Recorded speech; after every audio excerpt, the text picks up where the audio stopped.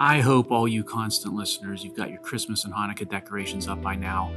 That's the thing about this time of year. We seem like we just got done with Halloween, and then you spend the entire month of November raking leaves that seem like they're never going to end. Then you got Thanksgiving. Before you know it, you're thinking, if I don't get those decorations up soon, the holiday's going to come and go. So you better drag out the Christmas tree, dust off the menorah, hang those lights outside before it's too late. This is your favorite holiday Scrooge, Nick DeOlius, bringing you tidings of episode 81 of the Far Middle Podcast. And as promised last episode, I'm going to invest the bulk of this time summarizing what happened when I was at beautiful Marietta College in Marietta, Ohio. Fun, enjoyable, action-packed day and a half, so we've got a lot to talk about. But before we get to all things Marietta, we do have a dedication decision to dispense with for episode 81. I'm going to follow the sound of the train, as in the sound of the night train, because episode 81 is dedicated to Dick Night Train Lane. Now, Night Train Lane is one of the top 3 hardest hitters in the history of the National Football League. You've got to put him there up with Dick Butkus as the top 2. And then, you can debate, you can pick your third across a host of different candidates, whether it's Ray Nitschke, Ronnie Lott, Jack Lambert, Steve Atwater, you pick. But Night Train summed up the philosophy of the great hard hitters on defense when he basically said he didn't tackle an opposing player by the legs because the player would fall forward and gain some ground when he would do so. Night Train figured it was much more efficient to tackle the opposing player up at the neck and stop him from gaining any additional ground so the defense could get off the field sooner and rest on the sideline. Now, an interesting thing about Night Train, he was born in Texas and he was abandoned as a newborn in a trash can. And someone heard him crying, and he was adopted by a local woman. Of course, he went on to attain great things. He retired as the second all-time interception leader, and is somewhere, I think, to this day, still in the top 5 for career interceptions. And he still holds the NFL record for interceptions in a rookie season. He set that back in 1952. He ended up finishing his playing career with the Detroit Lions. He started out with the Los Angeles Rams. And 2 other interesting things about Dick Lane. First, how did he get the Night Train nickname? Well, early in his rookie year, during training camp, he would dance in the hallway of the dorm where the team was staying to the hit song in 1952, Night Train. And his teammate, which is another to-be Hall of Famer by the name of Tom Fears, was the one who was playing the record and gave him the nickname. And the second interesting detail about Night Train Lane was that he was married to Dinah Washington, who, of course, was the noted jazz singer. Lane served as her business manager while they were married, including up to her untimely death. So episode 81, coming at you like a Night Train Lane clothesline tackle. Let's start making connections for episode 81. So Night Train Lane, trains, mode of transportation. And many cities and towns are originally located based off of their proximity to natural forms of transportation, one of which, of course, being rivers. That was certainly the case for Marietta, Ohio. And when Marietta was founded along the banks of the Ohio River, basically other modes of transportation like rail followed subsequent to its founding, and the town was off and running. Now, Marietta is probably one of the most historically rich, significant towns that you will find, not just in Appalachia, but anywhere across the United States. And if you want a great sort of story that tells the history of Marietta, give a read to the great David McCullough. Again, a Pittsburgh native who we've brought up, I think, in prior episodes of the Far Middle. But the late, great David McCullough wrote a book. One of the last books that he published was titled The Pioneers. And the subtitle of that book was The Heroic Story of the Settlers Who Brought the American Ideal West. Fascinating read. He goes to in-depth discussion of how the town of Marietta was founded. And it really goes back, interestingly, I'll give you the Cliff Notes version. It goes back to the Revolutionary War. And a lot of officers that served under General Washington when the war was successfully concluded were basically paid or compensated for their service in the form of land in the Northwest Territory. So basically this at the time, right, became what we call the Midwest United States of Ohio, Indiana, etc. So they received these land grants. And most of these officers hailed from New England states. Once they got their land grants, they made the journey west. It was a very difficult journey. They had to go over the Alleghenies, and they ultimately landed down in the Ohio Valley and founded the town of Marietta. And if you go to the cemetery in Marietta, and by the way, the town itself is just a picture perfect postcard of what you think of when it comes to small towns in America. It's an awesome, awesome town. But there is a cemetery right in town in a residential neighborhood that is called the Mound Cemetery. And if you look over the gates of the cemetery, you quickly figure out why it's got the name that it does, because there's a gigantic mound of earth right in the middle of the cemetery, which is an ancient Native American burial ground. And when the original founders of the town from New England and from the Revolutionary War showed up in Marietta, when they passed away, they were buried basically around the Native American burial ground. So you've got this cemetery which spans probably thousands of years of history, from Native Americans going back who knows how long with the mound, and then around it you've got headstones from the 1700s and the early 1800s that are basically the founders of the town who were buried there when they passed away. And an interesting thing about Marietta and Washington County, Ohio, where Marietta sits, Marietta and Washington County, Ohio, have more Revolutionary War officers that are buried there than anywhere else in the United States. And again, that's largely because of what happened with the founding of Marietta. Now, a key officer in the Revolutionary War and in the French and Indian War, who was one of the founders of the town of Marietta, was General Putnam. He is indeed buried in the Mound Cemetery. And as you might imagine, there's a street in Marietta named after Putnam. And if you walk down Putnam, it will quickly take you to Marietta College. And that's where I had spent a lot of time over the day and a half when I was there. And it really started off with a discussion with students across all different majors and disciplines one evening, just talking about career journeys and backstories and just engaging overall generally with the students themselves. So the types of things that we talked about, one was sort of this shared legacy that is Appalachia, and talking about how their parents, grandparents, great-grandparents, we all basically share a similar story. Many coming here with nothing but their name and their work ethic, toiling away in industries, manufacturing, energy, etc., transportation, rail, right? And making a name for themselves, aspiring that their children and grandchildren go on to bigger and better things, entrenching themselves in the middle class, and then taking off beyond that.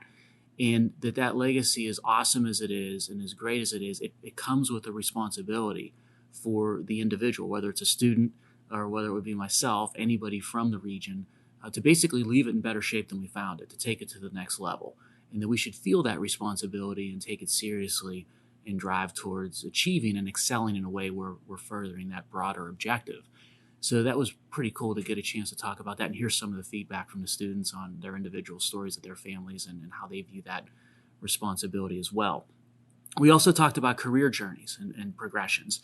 And here we talked about sort of the yin and the yang, I'll call it, of career realities. On one hand, you impact a tremendous amount of things in your career development. There's a lot of controllables that you have direct impact over. How hard you work, what you try to educate yourself with respect to achieve via education, what you might take advantage of when it comes to career opportunities, right? The quality of your work product. So on those controllables, it's a constant, continual effort. It's a lot of fun, but it's also, right, it's challenging. And that's the type of thing that you need to look at over the long haul. We also talked about the flip side of this, which is there is also a component of randomness and chaos theory, so to speak, when it comes to career and professional development.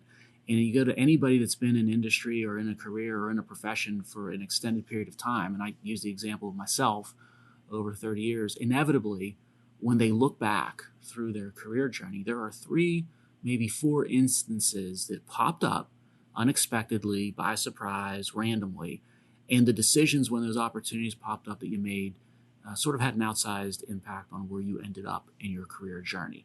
And that they're not controllable, but you need to be ready for them. So this yin and yang of controlling what you can and staying focused on that, but also embracing being comfortable with a bit of randomness in career journeys and taking advantage of it, seizing it when those opportunities present themselves, that's basically going to be what's to be expected if you're thinking about where your career is going to go as a young professional. So it's pretty cool because basically my view of it was I was giving them a message from 30 years into their future. You're going to be me in 30 years, And I can sort of tell you, looking into the future, what types of things you're going to encounter over that journey, at least generally, and to try to be ready for it. So that was a neat opportunity, I think. And then we also, talked about a host of other issues and things that are out there with respect to education and the educational system. I used the song title of a Johnny Cash tune, Worried Man. I said I am a bit of a worried man when it comes to higher education, and basically just talked about how we're supposed to be the marketplace of ideas. It's become a bit of an iron curtain of suffocating ideas, where it's supposed to be a process where you learn how to think. It has now become a process where you're indoctrinated into what to think, how consent to consensus is a dangerous thing, at least in advancing and innovating. Like, you should challenge consensus, but all too often the system itself is looking for consent and conformity to consensus, and to have them be excited about and encouraged and comfortable with challenging consensus. That's a good thing. So we just talked about sort of the binary nature of how higher education should be, what it was, and what it's increasingly morphing into. And my take with that discussion with the students that evening, constant listeners, was two things. One, Marietta College is definitely an exception to the problem. I think it's doing a fine job as an institution with what you'd want to see with these issues when it comes to the educational journey of its students. So that was really good to see. That came across not just that evening, but across the day and a half. And two, again, the students, the young adults that were in the room that evening, to me, they come across as a group of individuals that are going to be very well situated and focused, not just for their journey, but what they're going to be able to do and accomplish on behalf of wider economies and wider society. Now, the evening with these students and the discussion that ensued, it sort of fed right into and led to the following morning, where I had the opportunity to lecture to an ethical leadership class. And when that opportunity was presented originally, I saw the title of the course and I said, boy, that's something I definitely got to attend. It really stoked my interest. And the way I approached this opportunity with the class in ethical leadership was, I said, okay, at the beginning, class, we're going to talk about baking a cake. And the cake we're going to bake is that of how you build ethical leadership within a team or a company or an industry. And we're going to approach this from the perspective of a recipe. What would be the steps, the ingredients in that recipe to be able to bake the cake of ethical leadership? So step one of the recipe, it's almost a prerequisite. It would be absolutely crucial and critical that you would be dealing with a team or a company or in an industry where the endeavor itself is absolutely critical and truly matters and is impactful to society. And fortunately, in the case of myself or the company that I work for, CNX Resources, or the energy industry in general, Appalachia, right, we have the opportunity to work in a truly noble endeavor and one that matters greatly to society. If we stop, if we can't do what we need to do on a regular basis, all economic activity, all of society ceases with us. So what we do truly matters. And that's incredibly important when discussing the components of ethical leadership, because it really turns you loose. It creates almost the dynamic, the incentive, the need, and the drive to come up with an ethical leadership formula. So that's step one of the recipe. Step two of the recipe would be making sure that the culture of the team that you're being part of or participating or leading on, that the culture embodies values that are broadcast so that everybody understands what they are and that they resonate with the individual members of the team. And you've got to use those sort of values as decision filters. So we talked a little bit about the difference between values and priorities. We talked about values being constants. Values should not change because you're in a boom period within your company or industry, or you're in a bust period, or you're facing great times, or you're facing tough times, right? It should basically be something that remains constant over time. And for CNX Resources, the company that I work for, our values that we've settled upon are ownership and responsibility and excellence. And I talked a lot about how those are different from priorities. Priorities will change as time goes on, as conditions change. You should be changing and adjusting your priorities if you're going to be a good and effective leader. So priorities, they matter, right? They're important, but they're sort of subservient below the values. The values are more important. The values are static. They shouldn't change. the priorities, they should evolve, they should morph as conditions change. And with the values of responsibility, ownership, and excellence, we also talked a little bit about how you can spend a lot of time trying to define them with words on sheets of paper or on websites. And we certainly are guilty of that as well within the company that I work for. And I've spent time wordsmithing how you define excellence and how you define responsibility and ownership as much as anybody. But in the end, the most important test of what those values mean is not how you define them in words or how you talk about them. It's whether or not your decisions as a team, whether the decisions of leadership are consistent with those values. Those values almost serve as a filter on decision making. And if you see decisions that are being made that can't be sort of morphed with or made consistent with the values, then oftentimes what you're going to be dealing with is talk versus walk, right? They're going to be different. What you're talking about on your values is not consistent with what you're walking on actions, and you certainly don't want that. That would be hypocritical. So, set your values, recognize they don't change, define them, make sure everybody understands what they are, but make them come alive each and every day through your decision making. Celebrate difficult decisions in terms of making them fit with the values as opportunities and touch points to basically reinforce the values themselves. And if you can do that, you'll quickly find that your culture will evolve to where you want it to be, and the team will evolve into the values that you want them to embody. Step 3 of the recipe, we talked about looking for symptoms of good culture that are consistent with your values. And again, you should see signs of these everywhere, every single day across sort of longer periods of time, big decisions, small decisions. In fact, the smaller decisions are often the ones that are a better indicator of whether you're having symptoms of a good culture and decisions that are consistent with your values. And by the way, if you don't see that, again, that's a sign of inconsistency. That's a sign of basically talk being cheap versus these tangible actions that you're seeing with respect to leadership. And we also talked a little bit about how when you're setting ethical leadership, what that means for you or your company, you are inevitably going to find the individuals on the team, some are going to run to the values, into the culture, into your definition of ethical leadership. And those are the ones that obviously reinforce it and get you to where you want to be. And there may be other individuals, some of them very talented. These are not bad people per se. These are very talented. They're fine individuals, but their view of what ethical leadership or a good culture or desirable culture should be is different than what the view of the team is. And thus you're going to see them oftentimes exit. And that's something that actually should occur because you want the right individuals to fit the right values and fit within your culture.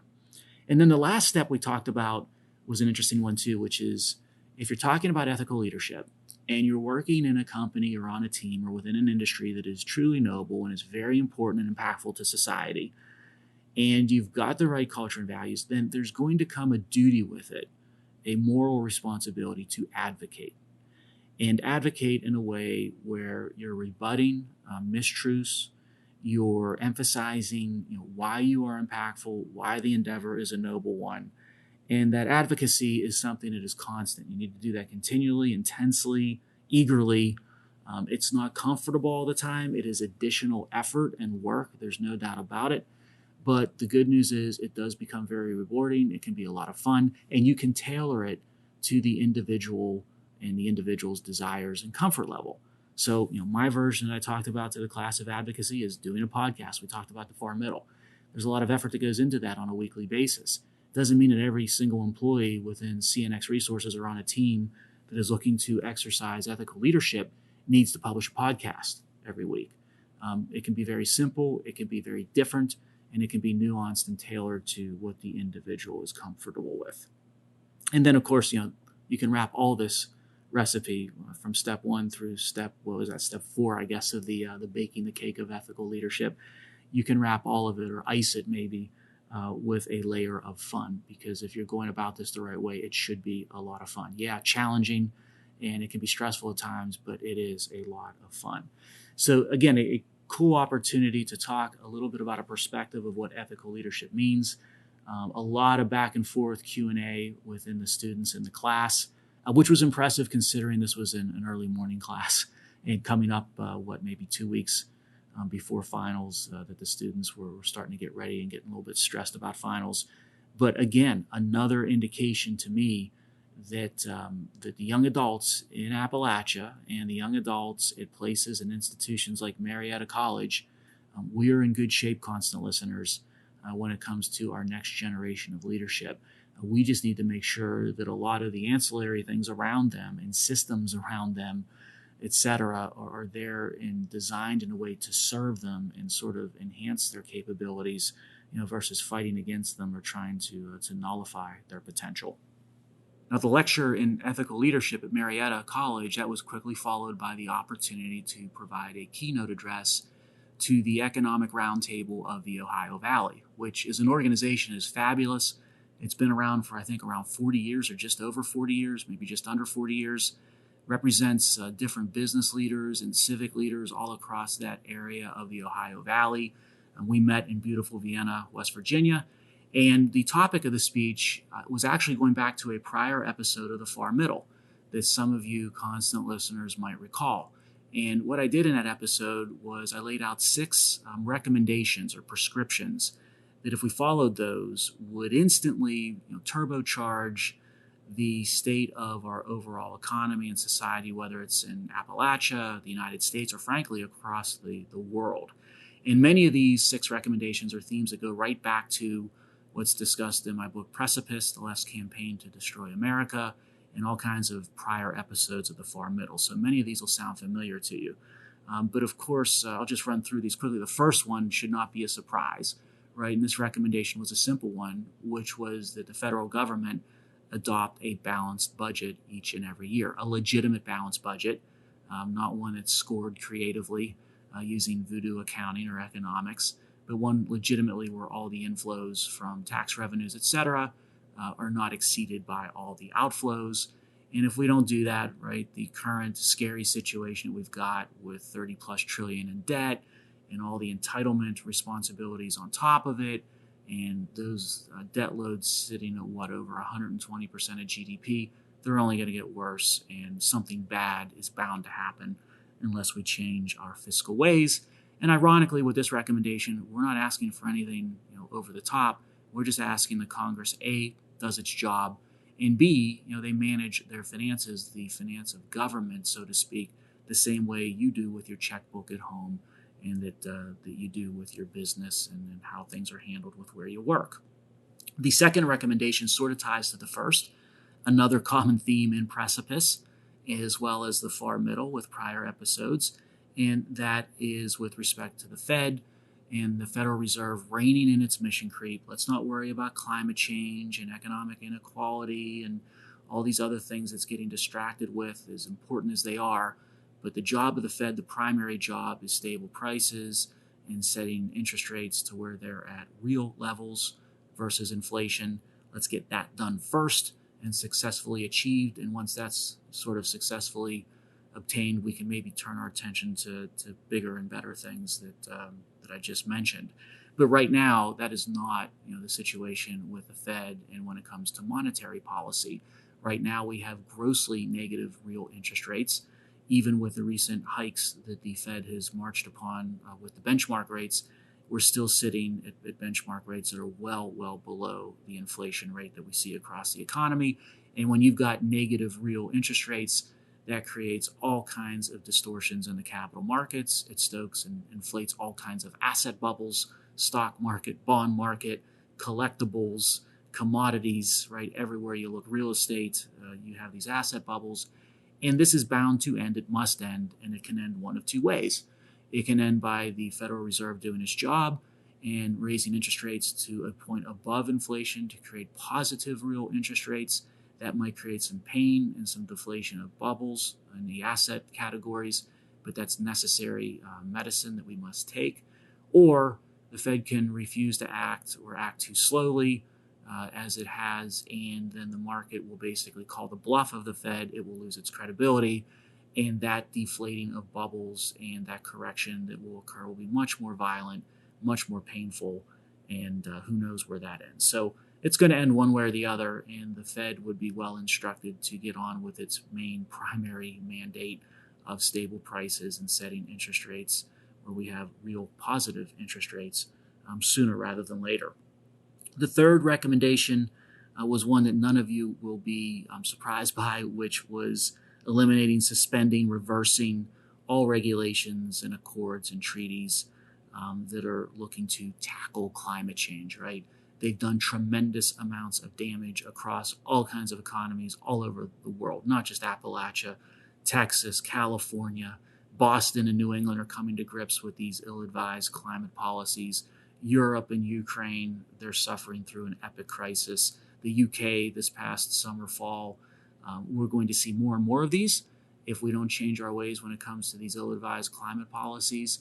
And unfortunately, we talked a lot about in the speech how despite these crises popping up and these data points, these symptoms arising everywhere you look, that these climate policies are not working, it is almost creating a bit of a panic with the proponents of climate change policies, and they're demanding a doubling down of the so-called energy transition and a doubling down of the climate policies. That's a very ill-advised thing to do. The fourth recommendation that we came up with was in the arena of student debt forgiveness, in saying, look, there is definitely a wrong that has occurred here. Students and parents and taxpayers, they've been ripped off by a bit of a racket when it comes to universities warranting that if you invest this ungodly amount of tuition and life savings into an educational journey, you're going to be left on the back end with a job that's going to basically provide a rate of return on that investment of time and dollars. That's simply not true in far too many instances. So there's definitely a wrong there that needs to be righted. But the answer, the right, making it right, is not at the expense of taxpayers. We should not be picking up the tab for $400 billion or so of student debt forgiveness. What should happen should follow classic tort theory in the law, which is the aggrieved should look to restitution from the entity that provided or did the wrong. And in this instance, that's the university itself.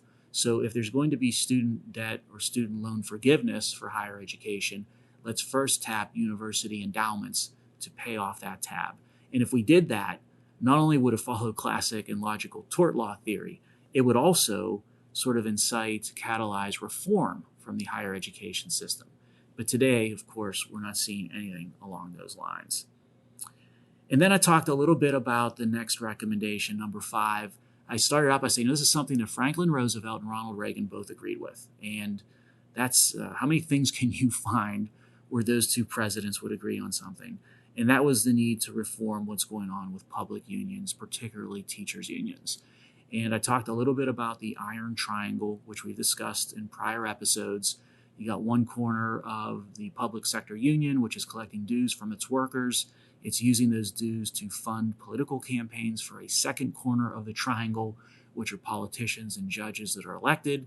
Those politicians and judges, once elected, they then appoint the third corner of the triangle, which is the administrator or bureaucrat who negotiates the contracts with the public unions. And you can see how this is a non-virtuous triangle that results in a lot of graft, and it comes at the expense of people left out of the triangle, and those stakeholders are parents and students and taxpayers.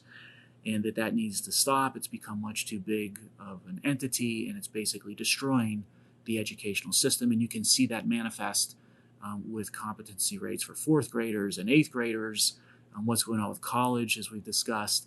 And again, we've talked about all these topics in prior episodes of the far middle. And then the last recommendation goes to social media, saying that's something that's impacting more and more of us every day.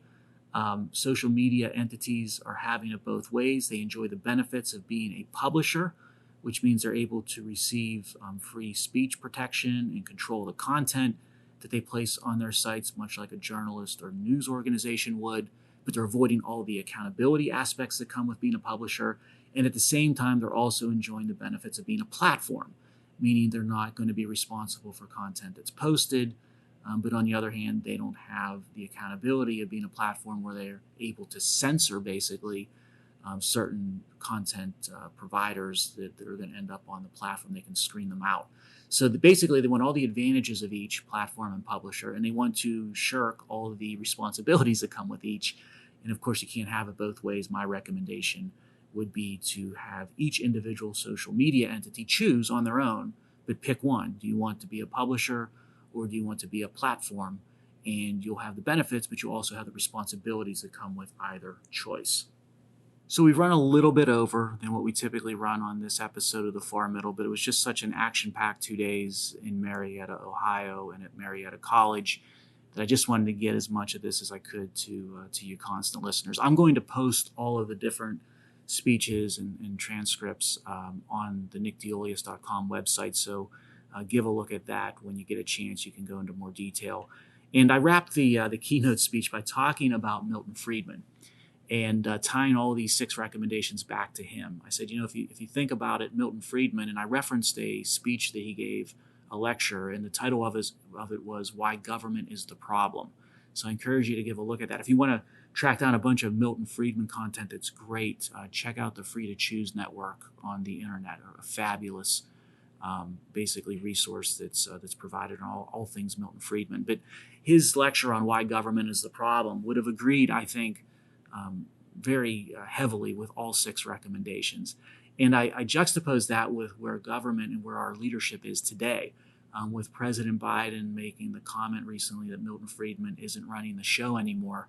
That is certainly the case, because if you look across those 6 recommendations, our leadership has basically taken the exact opposite approach to what I was recommending and what I would hope Milton Friedman would have recommended back in his day. So again, when it comes to fiscal responsibility of government, we continue to outspend drastically and grossly.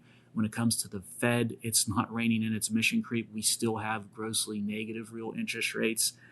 When it comes to climate change policies, we are indeed doubling down. When it comes to student loan forgiveness, you saw what happened with the $400 billion or so that was unilaterally tried to be shoved through by the president without congressional approval. Public sector unions are as strong as ever. The Inflation Reduction Act was a gigantic gift to that special interest. And social media sites continue to have it both ways. So we're going in the wrong direction with respect to our leadership. 180 degrees opposite, not just from what I would recommend, but also what the great Milton Friedman would recommend. So thanks for tuning in to episode 81. We'll be at you next week with episode 82.